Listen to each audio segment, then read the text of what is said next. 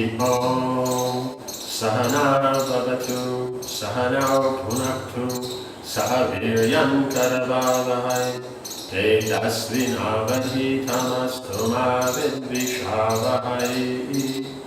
Om Shanti Shanti Shanti. Om Jaya Shri Krishna Chaitanya Prabhu Nityananda Shri Advaita Gadadhara Shivasari Gaura Bhaktivedanta.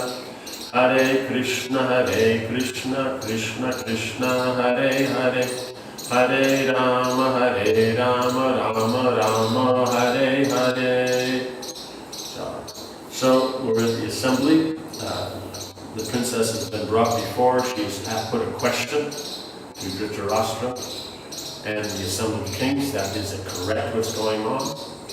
And so everybody's silent, except of course Duryodhana and Dushasana, Shakuni, and Karna. Right? Karna is just foolish. He's envious of the Pandavas. Dushasana is the younger brother. He's also foolish. Duryodhana is, just envy personified.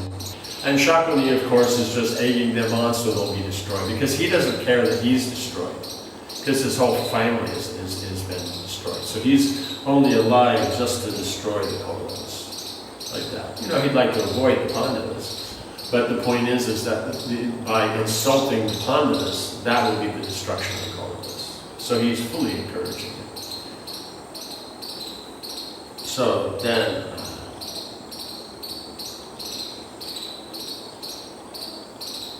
then Draupadi spoke again. Yudhishthira was summoned to this assembly by the king, right? Not by Duryodhana, but by the king. And although he does not possess skill at dice, he was made to play with a skillful, wicked, and deceitful gambler. So her point is, Bhishma's point that he knew it was bad, he still played, but she's saying is that no, but Dhritarashtra called him. Dhritarashtra knew what was going on. He's just following his authority. So yes, he may know it's wrong, he may know that this is bad and all that, but he's following the Dharma of respecting his elders, like that. Because if they weren't doing that, then a long time ago, the Pandavas just would have gone off, done their own thing. They wouldn't have come back to, Hastinapur and then asked for some place and then gotten half the kingdom and kind of prospered. They just would have come in and killed everybody. Right? Because, or even before that, if they weren't, they would have, because once they had Draupadi sing, Draupadi was ready. He'll take his arm, let's go march on Hastinapur. You're the right players. Like that. So many ways they could have gone about it. But the point is he's following authority, and that's why the story has progressed, and things have gone so nicely for the Kauravas. What they're not catching is if Yudhishthira is doing well, all the Kauravas are well, because they consider them all one dynasty. But Duryodhana doesn't. He thinks, no, just they are, we're not.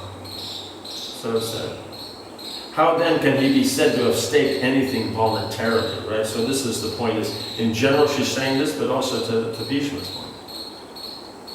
He has been deprived of his senses by the contrivances of sinful men acting together, right? Because it's all of them acting together and him on himself, and he doesn't know all these things. So it's not even one-on-one. It's not like Duryodhana is there, he's throwing the dice, sometimes winning, sometimes losing. Yudhishthira is throwing the dice, sometimes winning, sometimes losing. No, it's just the three of them together, among others with the sanction of the king, then they are cheating. This act lacks all propriety and will be condemned by all wise men. And we'll see throughout the Mahabharata, until the war, everybody does condemn it. Here in this hall are many leaders of the Bharata race. Let them reflect on my words and answer my question. Dushasana began to harshly insult Draupadi, right? He has nothing to say. He's an idiot. He's a brute, right? She wept grievously and looked towards her helpless husbands. Bhima was afflicted beyond all endurance. Finally, giving vent to his anger, he said to Yudhishthira, gamblers have in their houses many loose women, but they never stake even those women in dice, right? Because women are in their own category. You don't deal with them in this way. They move in their world, the men move in their world, and they have how these worlds connect. But you don't deal with them like this. It's not within the world. That means the men can't deal like this with women. It's just against the rules. It's not like they could. They keep saying, "Oh, you're a slave. We can do what we like." No, you can't. They're rules. Like that. He said, like I said, even a slave. When, let's say, you buy new furniture, right? So a rich person, they buy new furniture when it's just, to them it's old. They want something different, or there's one little corner is worn out, or the kid spilled something on it. There's a stain in one corner, so it's perfectly good. That they can't sell that. That's given to the servants. So same with their old clothes or old things like that. They don't like nowadays have a flea market and sell it all. No, they give it to the servants. So the servants basically they live like kings, like that. So there's rules. So these things where they say, no, we're in control, we can do anything. This is just the foolishness of the conditioned living entity. That's why this mentality keeps them in the material world. You can't get out of the material world thinking, no, I can do whatever I want, I'm in control. Like this. They always remain kind towards them. You have staked and lost all our gems, jewels, gold, armors, animals, weapons, and whatever other wealth we possessed, including our very selves. Even at this, my anger was not excited. But I consider your gambling, because the other thing is that you go out, you'll get again, if you need. But I consider your gambling with Draupadi abominable, which it is. Having attained us as her husbands, this innocent girl does not deserve to suffer in this way. Only because of you, she is now being persecuted by these low, despicable, cruel, and mean-minded Kurus. And when he says Kurus, he doesn't mean just Duryodhana at this point. He means them all, lock, stock, and barrel. Because who's saying anything? Who's standing up? Even Bhishma says something. He says, I can't figure out what's going on. Although you are my lord, I can hardly control my anger towards you. Right? So he's still doing, but he spoke his mind. Bhishma turned his massive shoulders towards the twins. I shall burn Yudhishthir's hands. Sahadev, bring fire. Arjuna quickly caught hold of his brother. Bhima, do not speak in this way. You have never uttered such words before. Your morality has certainly been destroyed by these cruel foes. Right? So he's saying by their association, now even Bhima's morality is being weakened. He's dealing, so roughly with his elder brother. And you can see he's speaking, proper words and making proper points, while Duryodhana and them, what they're speaking, no proper words, no proper points. Do not fulfill our enemies' wishes, right? Because they want to see them broken up. That also annoys them, that they're also qualified and they're also committed to each other, and they're so strong. Because 5 are considered a menace or an obstacle to 100. And they have Karna, Bhima, Drona, and they're still worried because they're so united. Their morality is so strong. Practice the highest virtue and remain obedient to your elder brother, right? And so that's what's there, and that's what Yudhishthira is doing with Dhritarashtra. So it's the same principle. Remembering a Kshatriya's duties, he has played today only on the king's command. Otherwise, if it had been Duryodhana had invited, and Duryodhana had to explain everything, then Yudhishthira would say, no, this is unfair, I'm not taking part. Because, see, a king is challenged, but it has to be a worthy challenge, and a worthy challenger. It's not just, anybody challenges, you have to take, what, you're scared, you're a coward, you don't have to deal with these things. But to control your senses and walk off, that's the greater part about it, right? And against his own desire, right? He didn't want to play. He even mentioned it before. He was pointing out how it's wrong, how it's unlawful and that. But Dhritarashtra, with his smile on his face and laughing and completely oblivious, said, so what's happening now? What's going on? Is the match starting? What's that? Such an act will surely make him famous, which it is. We're reading about it 5,000 years later. We're not reading about it because of Duryodhana. We're reading about it because of Yudhishthira. Bhima calmed himself, checked by Arjuna's reproach. He looked down in shame. You are right, Dhananjaya. Our brother has surely acted in accordance with duty. Had I not known this, I'd have long ago just snatched his arms and burned them in blazing fire. I would have done this way before. Because you see, Bhima's the more passionate one here. Both brothers looked at Yudhishthira in distress. They knew he felt obliged by the presence of Dhritarashtra and Bhishma, because how are they allowing it to go on? If those two elders did not speak out against what was happening, then Yudhishthira would not object to the proceedings. Right? If they spoke out, then he would definitely, if they said, no, this is wrong, Duryodhana, you can't do this and that, then he would have also, because he did speak up. But when he saw they didn't go against it, then he went along with it, following the authority. And you see, it works out. There may be some immediate trouble, but in the end, then, whatever they lost before, they have all that back, and Duryodhana's kingdom. So before they had their kingdom in the world, now they have their kingdom, the world, and Duryodhana's kingdom, so they ended with more. Okay. So Duryodhana's hearty laughter rang out again, right? So they're following Dharma, so now he's taken it that now they're following my control. He doesn't understand this. No, they're controlling themselves. He, due to lack of control, is taking advantage of the situation. So it's a lowly person who takes advantage of a situation. Like the person comes and surrenders, you're supposed to then give shelter, but he surrenders and then you kill him like that. That's just taking advantage. That's against religion. So because he has a tendency towards sin, like this, or irreligion, like that, therefore then he said hearty laughter, so it's giving him great pleasure. He was relishing his cousin's discomfort. He was especially enjoying Draupadi's distress, right? Because everybody he came to marry Draupadi and he lost. So then naturally, no one else should enjoy it. And remembering how she had laughed at him at the Maya Sabha. But, he's the cousin brother, so cousin brothers, cousin sisters, like brothers and sisters. Brothers and sisters laugh at each other. Someone does something wrong, they laugh. The brother burps, they laugh at it. That's just the thing. But he's taking it as a great insult to himself. And then, what about the family relationship? Just what's there, like that. She's not the wife, but she's the sister. So then, this is what it is. But that's the point. Is he can't, because of his demoniac nature, he can't see things as they are. He can't appreciate proper relationships, and that's a value to him. Just being in charge with no one else there that disturbs him, to him that's the only pleasure. So that means nothing shallow, basically, yeah. Draupadi buried her head in her hands and wept. Her husbands glared furiously at the insolent Duryodhana, but still the Kuru elders remained silent. Suddenly, Dhritarashtra's son Vikarna stood up and spoke out.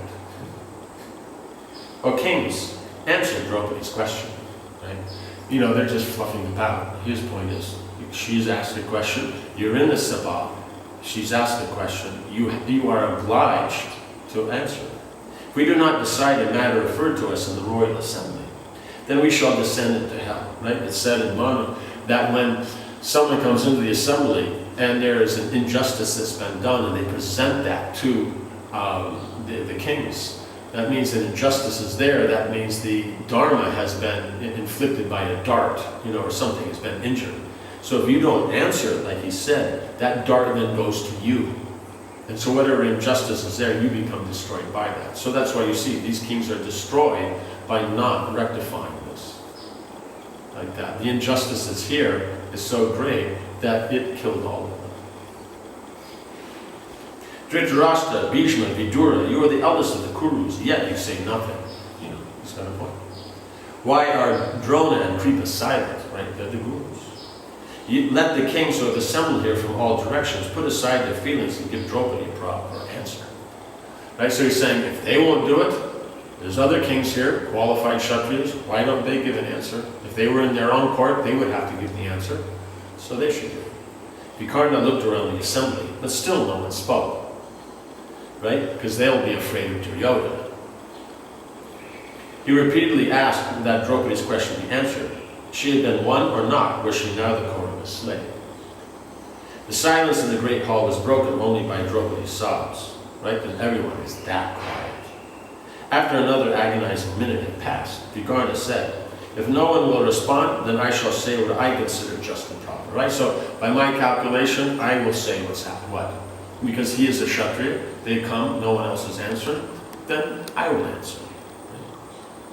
O best of men, it is said that there are 4 vices to which kings are prone: hunting, drinking, womanizing, and gambling, right? The 4 related principles.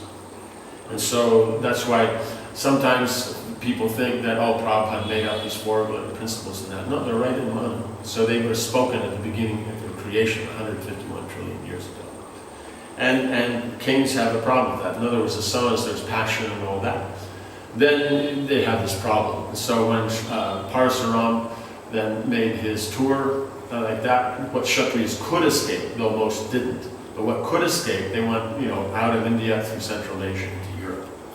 So they settled Europe, and then later on in these, in these contemporary times, and those remnants of the Kshatriyas from before, then their cultures come up, and then they try to control the world. And what is the basis of their, lifestyle? What is their ashram dharma?